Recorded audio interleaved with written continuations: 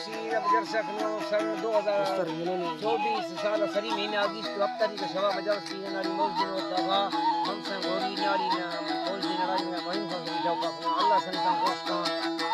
बरकत मंदमनी बाजाज बार फरमाशी